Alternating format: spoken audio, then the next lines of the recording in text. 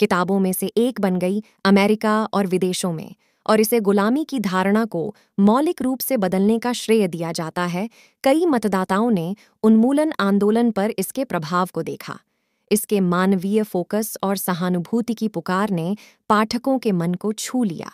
लेखक और उपन्यासकार रोक्साना रॉबिन्सन का कहना है कि यह गुलामों की नज़र से गुलामी की कहानी कहता है, और यह पहले उपन्यासों में से एक था जिसमें काले पात्रों को पिता और माता, माता-पिता और बच्चे इंसानों के रूप में दिखाया गया था जो अमानवीय परिस्थितियों में रह रहे थे।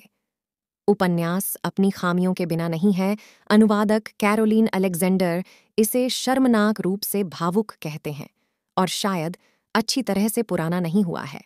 आज इसके चरित्र चित्रण की खराब रूढ़िवादिता जेनी भट्ट के लिए आलोचना की जाती है, जबकि तेंडाई हचू बताते हैं कि अंकल टॉम शब्द दुरुपयोग का एक विशेषण बन गया है जो लेखक के इरादे से बहुत दूर है। फिर भी इसका प्रभाव निर्विवाद है, लेखकों की पीढ़ियों को प्रभावित कर रहा है, और कई भाषाओं में इसका अनुवाद किया जा रहा है।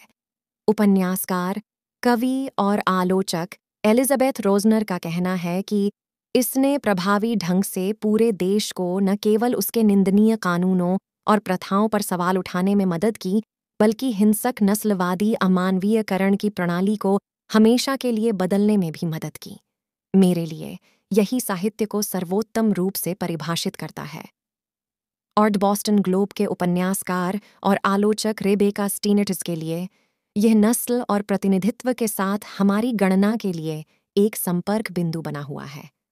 क्रेडिट हॉवर्ड टिम्बरलेक लंदन के बिर्कबेक कॉलेज में आधुनिक और समकालीन साहित्य के प्रोफेसर रोजर लकहर्स्ट कहते हैं, मैरी शेली का 1818 का उपन्यास, जो इस वर्ष अपनी 200वीं वर्षगांठ मना रहा है, आधुनिक दुनिया की सर्वोत्कृष्ट कहानी है।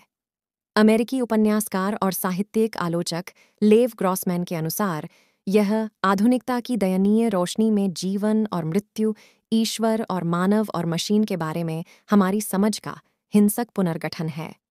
एक प्राणी को जीवन में लाने वाले वैज्ञानिक की सम्मोहक कहानी आधुनिक साहित्य और उससे आगे की सबसे स्थायी छवियों में से एक बन गई है, और राक्षस अंतिम रूपक के रूप में कार्य करता है। यूनिवर्सिटी में अंग्रेजी साहित्य में रिसर्च फेलो लीना वैगनग्रेन का कहना है।